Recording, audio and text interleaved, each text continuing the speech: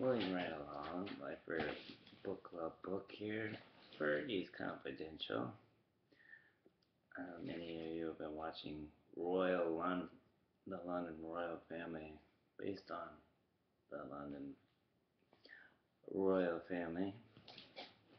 Amazing actors, actresses, the royal family show. Been following along. Continuing on where I left off, Vervier Bond Vimmons. What do you do about your wives? Prince Charles.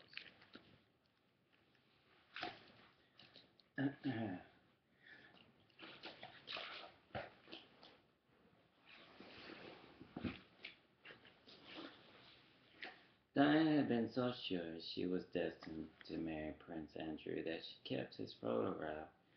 How many knew that? Beside her bed when she was attending the Institute Alpine Vindemonte near Gstaad in Switzerland in 1978. I'm saving myself for Prince Andrew, she told more than one person who inquired about her romantic interest in the dashing young man with the open-top Steinway smile. Sarah, in complete contrast, became a star pupil at what Tyler called McNally's exclusive twist finishing school, a large chalet at Verbier, in the shadow of Mont Gallic.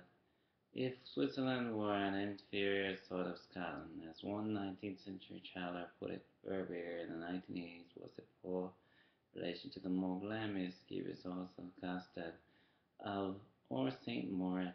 Diane's one term of finishing school did little more than prove her intermediate French in skiing. Sarah learned much more, same country, different curriculum. It was at the holiday home of Grand Prix millionaire Patty McNeely in what was called Chelsea on skis that Sarah completed a very necessary phase of her education. An obstacle course in relationship. McNeely had few peers in his knowledge on the subject, and by the time Sarah left 3 years later, she had graduated with honors. Sarah had contacted Diana in May 1901, soon after her return from her grand tour of America. Charles' bride had more in one nursery section at the Buckingham Palace to be near him after a brief stay with Queen Mother in Clarence House. Diana was delighted to have someone who understood the royal family to confide in. Buckingham Palace, she admitted how overawed her, not so much because of its, but more that Miss which testified to what it really was. The Queen's seat of sole and power. When Charles was away, she felt cut off. When he was at home, he often dined alone with the Queen. When she ventured out, her companion was like a police bodyguard, officer whose constant presence annoyed her. Officer in company Prince Charles on many of his foreign trips, and had Diana far more less been less rivet and Diana been less resentful, more receptive, he might have told her the old wives' tale. During an Australian tour, Charles was being driven along a potholed outback roadway beyond even the most modest outpost of civilization. Through the shimmering haze, he spotted a group of road menders toiling in the century plus heat up ahead on long windward roads. Stop here, Charles ordered the driver. I must speak to those men. Astonished, the chauffeur pulled to a halt. Charles alighted. The road menders and Jackie Howe, singlets, cotton shorts, and dusty boots leaned on their picks. Shovels on their hires, the road approached. It must be very lonely out here, Charles said to them. What about your wives? What do you do with your wives? Waves. Lives. Then the men looked at each other, puzzled by his pronunciation. Then one of them, recognizing Charles, whispered to the other, Prince of Wales, you mugs. He wants us to wave him. So as he flustered, Charles climbed back into his car. The road gang waved their sweaty straw hats and knotted handkerchiefs as he sped off into the distance. Even at this early stage, Diana felt a similar isolation from her husband-to-be. She was needy. She craved affection for him. From him, Charles had learned little from his failed experiments with other women he could not comfort. Died because he simply did not know how. A vital page had how to relate to other people had been misread in the instruction, which manual which caused Concordius and later his beloved Uncle Dickie the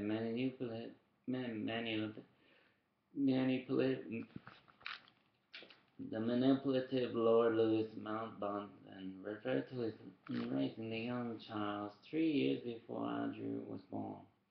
Charles was enrolled at Hill House International School in Mounds Pass, Knightsbridge. The infant school had a distinctive uniform of knee breeches and matching jackets, but on his way his very first day, Charles, timid and quiet, was the only child to arrive in a gray overcoat with a black velvet collar. My father was the chauffeur who drove him to the school in the morning and picked up in the afternoon.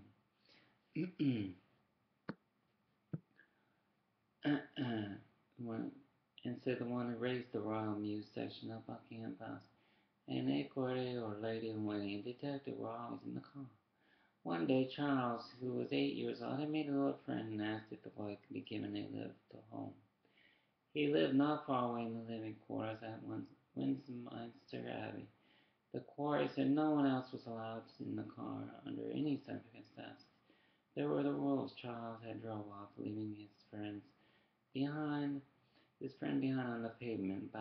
My father kept a diary and he recorded the incident because it showed how Charles was being brought up. He felt that the palace were putting the royal children into two worlds. In one sense, they were letting Charles go out into the real world, but he didn't have an equal chance. If anything slightly wrong, he grabbed back into the old world. Charles didn't understand what was happening. My father feared it was leading to difficulties in his life because he was neither one thing nor the other. Anne was the first girl Charles had to contend with, and she bullied him terribly. She used to put sticks between his legs to trip him up, continued the former Mews resident. My father went up to Baltimore to drive the royal family, and he said that Anne used to lay traps for the Charles in the grounds. She was very much the tomboy, real little girl, very energetic and fearless. Charles was very much the passive one. Under the tutelage of that Germanic Lord Mountbatten, Charles learned to bite before he was bitten. His nickname for Dan was Pumpkin, an affectionate albeit unkind reference to her plump cheeks and puppy fat. It hurt Diane more than she let on. She yearned for some quick-witted girl talk. To relieve the stress, the sudden dramatic change in her life had put her nerves even more on edge on the wedding day approached. Sarah was happy to oblige. The two young women would go on as well as Diane asked Sarah if she would be willing to act as one of her ladies in waiting. Once she was carrying out her duties as Prince of Wales, Sarah eagerly agreed. Major Ron, although Charles' polo manager was surprised. You've only known her for a year, he said to his daughter, but Diana was serious. She shortlisted Sarah in the recognition she put forward to the Queen. Her choice was vetoed on the ground that Sarah, at 21, was too young and therefore presumed to be unsuitable for royal life. Even then, the Windsor had a standoffish attitude toward Sarah. She was let down gently, though, and greeted Charles with usual cheerful smile when she went to Smith Lawn to watch him play. In his last polo match as bachelor, a five-chicken contest between England, second, and Spain. Later, she and her father were guests at the wedding on the 29th of July, 1981, in St. Paul's Cathedral. When Diana moved into Kensington Palace, one of the first people to whom she gave her private telephone number was Sarah. Diana was clearly determined to keep in touch. Sarah owned domestic arrangements more suited to her lovely station. She had moved in with Caroline Beckwith Smith at 40 Lavender Gardens, Clamplands, just across the river from Chelsea, but south of the border of the Divide. Sloan of its less fashionable neighbors, Caroline was well connected. Her cousin Anne, a solid, reliable woman, had become one of Diane's ladies in waiting with Sarah. and Sarah stayed. The two young women got on famously from the start. Carolyn encouraged Sarah to stick to her diet without resorting to any of the unkind eggs that usually accompany such suggestions. She also advised her on the kind of clothes that would most flatter her voluptuous figure. Fashion still was not Sarah's strongest point, and because of their fair skin, she preferred a natural and made-up look. She became a much sought-after newcomer on the party scene. The Edward Inn house, which Carolyn had brought, provides a perfect sanctuary whenever their social lives became hectic. One of her favorite restaurants was the Pasta Express, a friendly trattoria popular with yuppies and Battersea Rise. At birthday parties, the waiter dashed around banging on saucepans to tape recordings of happy birthday to you. So when one night the wooden dining chair Sarah was sitting on it broke during some righteous celebration or other. The minute she became famous, the restaurant's owner, Mr. Bastillo, took it upstairs to his flat. It now remains there a cherished possession. Money, however, was always in short supply. Sarah went job hunting, and her quest for work led her to the Times, whose new proprietor was Rupert Murdoch. Through its column, she found William Drummond, an art dealer based in Covent Garden, who had advertised for a secretarial assistant. Sarah, her office skills more or less intact, provided the organizational backup Drummond needed for his long forays into the savagely competitive world of buying and selling paintings. Drummond's one criticism of her was that she spent a lot of time on the telephone. It eventually came out that she was a friend of the Princess of Wales, and I suddenly realized that many of the phone calls she had were from her. He said Diana, who was expecting Prince William, was weak from morning sickness, and close proximity to courtiers had worn her down and eroded her self-confidence. According to a high-placed royal source, Sarah would drive over to Kensington Palace in her blue Volkswagen to cheer her up. When Diana was well enough, they stopped. They shopped in Harvey Nicks and took coffee in the cafeteria as before. Sometimes Diana visited the house in Lavender Gardens. During that time, to help Diana, Sarah agreed to let Prince Charles escort her to dinner at the Savoy and see performance an evening in the course, in which Barry Humphries played the Moon Pond's megastar. Dame Edna's average, the drunken culture attached. Sarah Les Pageant. Sarah wasn't allowed to sit next to Charles, said Christina Dunman. She had to sit next to his aide in the front row. Oh God, Barry splits all over the place. And we were showered the whole time, Sarah told me later.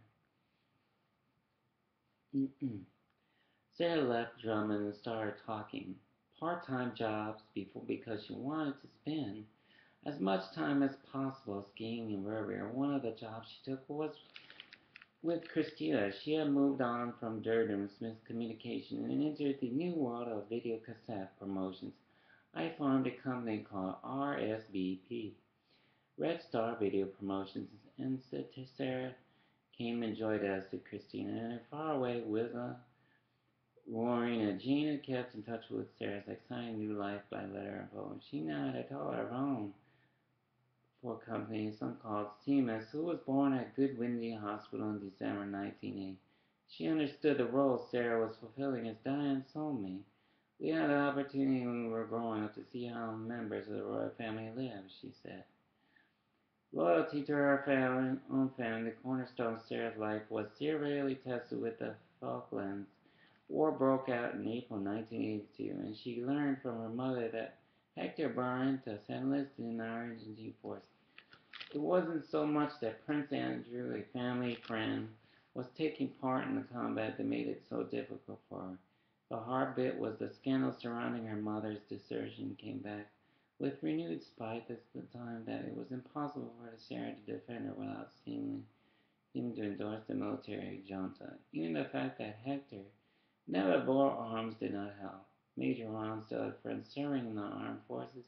As news of the casualties came in, all the old villain came to the surface. Sarah's own need now took precedence. She started spending less time working in London and more time improving her skiing in Bavaria, which she had visited and for first visited on family holidays. The little resort perched 5,000 feet above sea level on a rocky plateau above Chaval in the Valle de Balnes and developed into modern skiing century. I went skiing almost every weekend because I worked very hard during the week, she said. Whether I got the fare and the train to get there, I still did it. Skiing in my dreams because I love the mountains. Give me the mountains, I am happy. Her affair with Kim Bingham was still alive, but if she hoped for a permanent relationship with a curly-haired old Estonian, she was to be disappointed. She stayed in Smith Bingham's apartment during these trips, but their love of skiing had to compensate for the intimacy that there was missing in other, more impersonal areas. Smith Bingham was nearly Olympic class skiers and they pushed to her limits. Kim would slide over a precipice and disappear into space, leaving Sarah at the top of the wailing that she couldn't do it, recalled a very regular. When she got down, he would yell at her to get a move on, or she would miss the lunch. Fergie would dry her eyes and somehow scheme down. I met her on the slopes when she was going out with Kim, who was a friend of mine, said Nigel Pulitzer, an art dealing member of the proverbial set. She was brilliant skier who would go down the mountain with a virgin snow on it without faltering. She was a lot of fun. I loved her joke telling. Sarah was the kindest hearted person I'd ever met. I thought anyone was ill. She was the one who looked after them. As her father had predicted, her relationship was gradually dissolving into nothing. The denouement came when Sarah arrived to find that Smith Bingham had been spending time with a new partner, Sarah Worsley, the Duchess of Kent's niece. So Sarah moved on. Too, it was Kim who had introduced her to Paddy McNeely, the undisputed king of the mountain. And after getting to know him better, Sarah moved into Les Guy Slutons, the gay gnomes the Charlotte McNeely owned jointly with properly developed David Elias. Fergie pushed herself onto Paddy.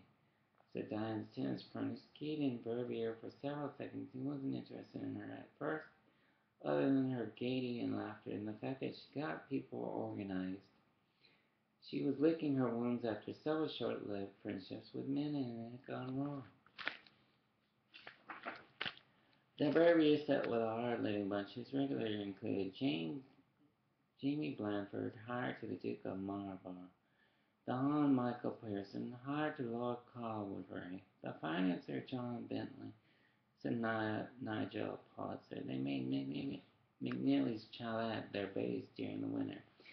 Months of notorially frivolity, the furniture was functioned to cope with people coming and going, skiing rather than luxuries. Continued Diane's tennis friend. When you sat on a set day, you weren't worried that you might be sitting on something 150 years old, so you could relax, which was in keeping with the mood of every then. As Sarah grew more attached to McNeely, who did not respond with the same enthusiasm, although he was immensely fond of her, she shared her romantic problems with Lulu Blacker, her childhood friend from dance show Lulu, who ran a crochet called the Doll Mouse in Fulham. Knew plenty about troublesome men. She had the dubious distinction of moving from Blandford, a self-confessed heroin addict, to Bentley, who was estranged from his wife, Kitty, daughter of the Marquess of Bute, de Lunan, the playboy brother of Princess Margaret Esther, while Farmer Brodie Lewin was another who enjoyed Herbier's uninhibited high life. Fergie was quite an ordinary girl. Then not terribly attractive, he remembered. She rather suited Patty, who looks like a little accountant. Lewin introduced Sarah to his then wife, Vanessa, a niece of Duke of Norfolk, at the chalet in 1982. I took Vanessa there for a skiing holiday, and Fergie, whom I knew was staying with Patty. He said I had to go back to London 4 days ahead of Vanessa, and then she came back. She and Fergie were good friends. McNeely might have looked like an accountant in his spectacles. He had few equals in his art of making money. After stints as a journalist and a racing manager to Niki Lauda, the Australian World Motor Racing Champion, McNeely started to exploit an obvious source of revenue. Autosport is a Geneva-based company, sold advertising space on hoardings at Grand Prix tracks around the world. The global television motor racing meant that the corporate sponsor had to pay big money for pole position. The corporate sponsors paid big money. McNally had long since abandoned his ambition to drive Formula One cars in favor of watching them increase his fortune with every lap of the circuit they completed. Patty and McNally had been married.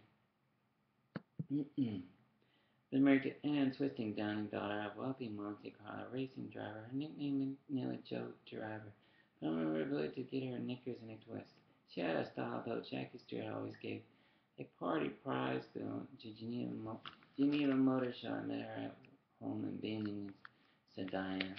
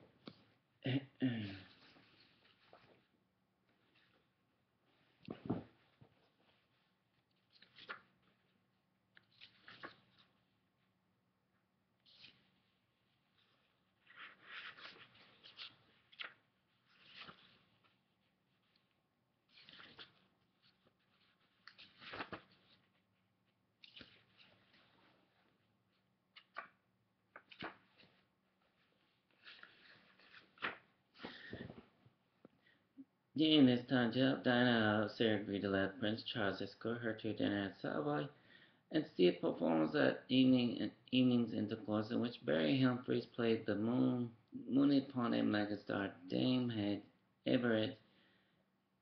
In the drunken cultural attache Sarah Les Patterson, Sarah wasn't allowed to sit next to Charles and had to sit next to the side of the front row. Oh God, Barry spits all over the place, and we were showered the whole time, Sarah told me later.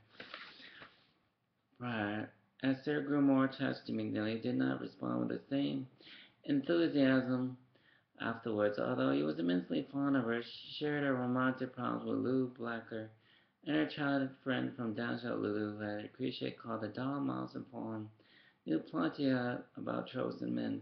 She had a dubious distinction of what moving from Blanford, self-confessed addict to Bentley, who was his strange wife, from Kenny the Otter to the Martian Blue.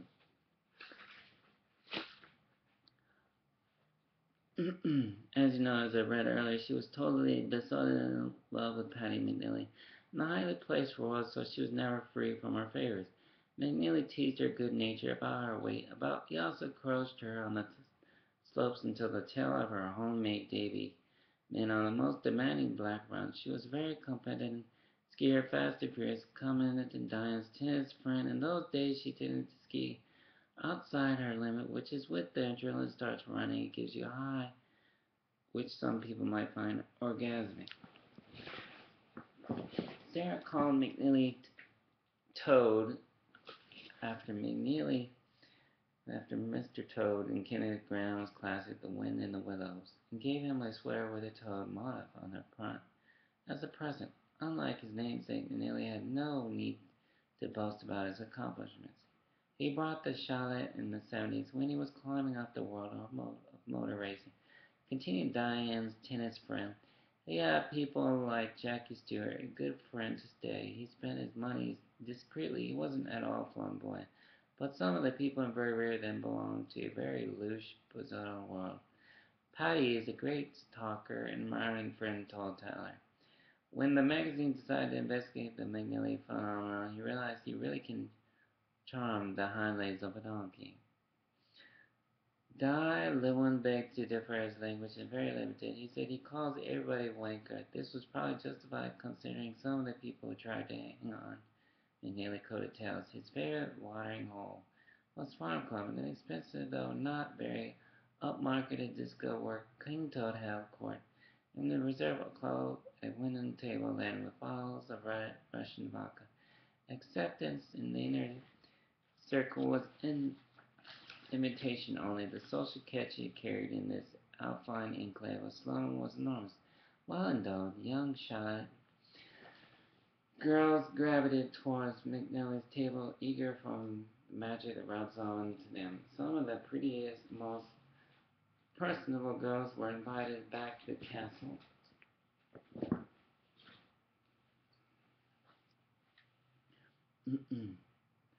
Cocktail's favorite watering holes was Fire Club, expensive although not very marked disco where King Toad held court and reserved alcohol at wooden table last with bottles of Russian vodka. Acceptance in the inner circle was by imitation only.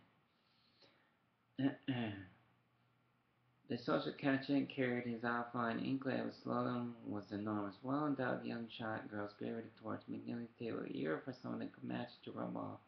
On them, some of the prettiest, most personal girls were invited back to the castle, as McNeely's place was called for a meal or a party. Gate crashers and drug pushers were told bluntly to get lost. McNeely was quite a big splinter, so he had a hell of a lot of hangers on to contend with, recalled one who partied at the castle. Even though drugs, both hard and soft, made their appearance on the various scene habitats, retell the story of an unsuspecting newcomer who carried a frozen chicken through the customs at Geneva Airport, which was broken open at the shot, and she was staying in, containing a large quantity of cocaine, unknown to its owners, drug addicts placed the pharmacy at the farm club with a variety of narcotics and stimulants. McNeely was aware of the danger, but it was difficult to avoid. I had a strict house rule that no one was anything to do with drugs that is allowed to stay with me. He said after a newspaper alleged the high society swingers took part in on one large party of sex and drugs and blues and movies in his chalet. Discredited informant, incumbent drug addict. I worked briefly for McNeely in 1981 before he sacked her for an obvious reason. He sued for libel and won snow bunnies of one kind or another with one of the houses of Slavs. It was all quite innocent in the 70s, said Diana, tennis friend.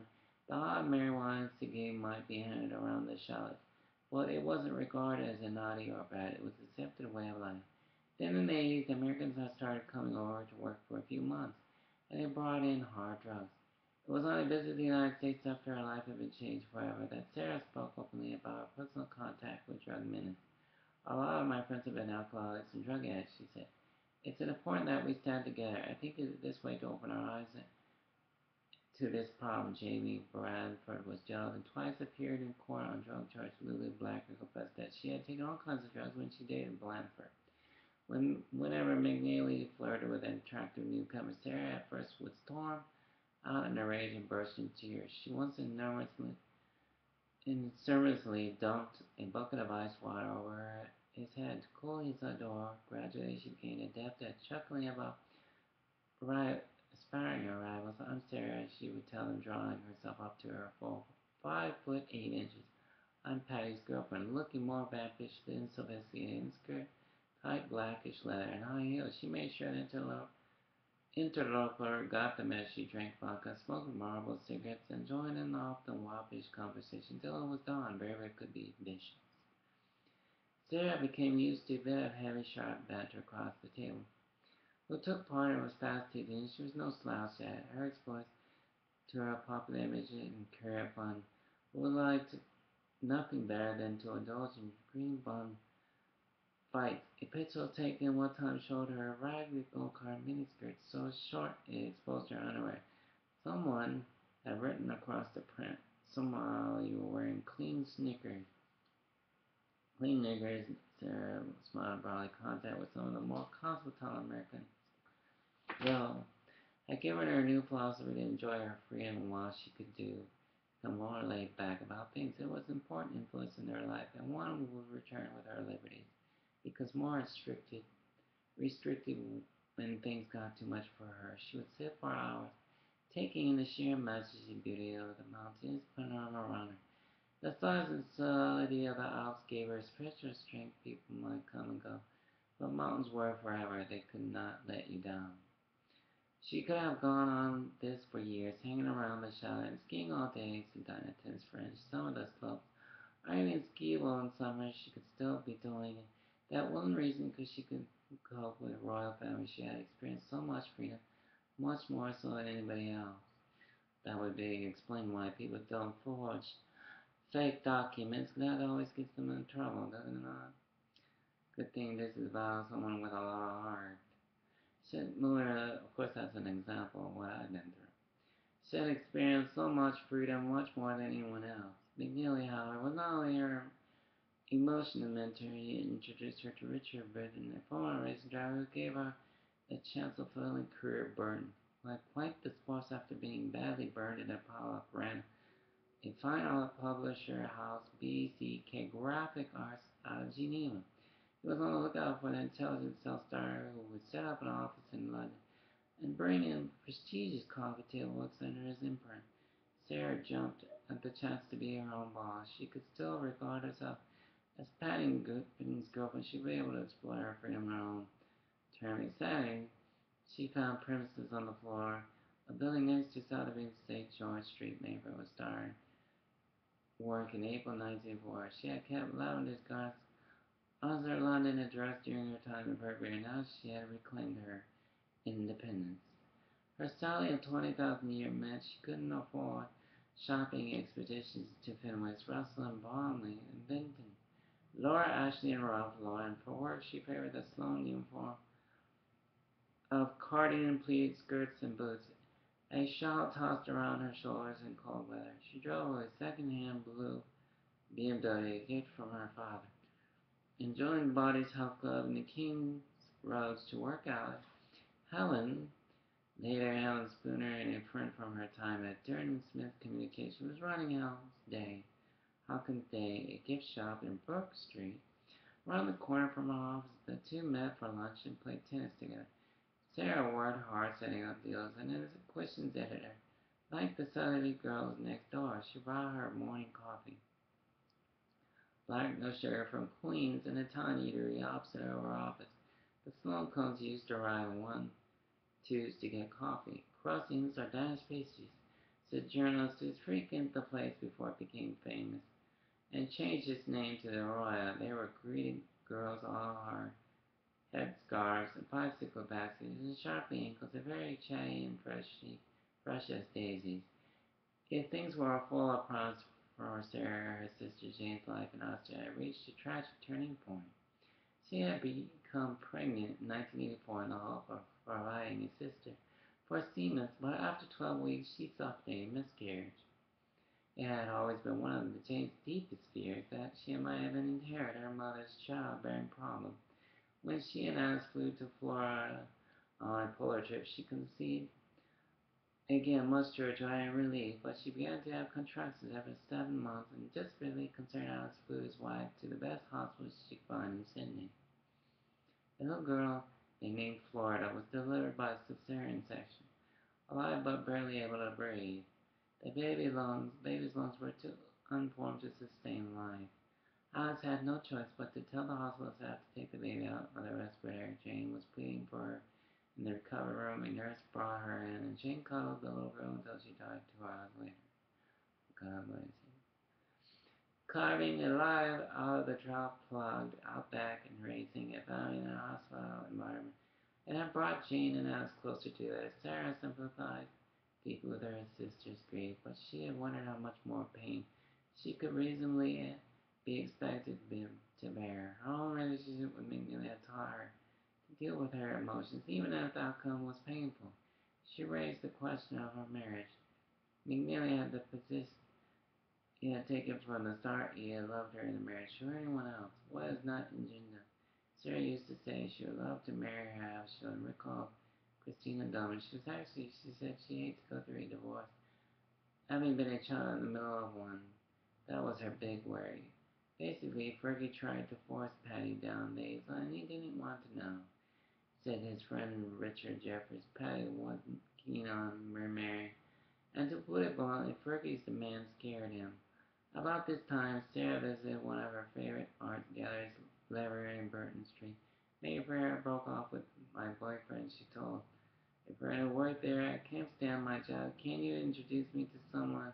Had Sarah glanced across the road, she would have a flag commemorating a very special event in British history. She would have been looking directly at her future mother-in-law's birthplace.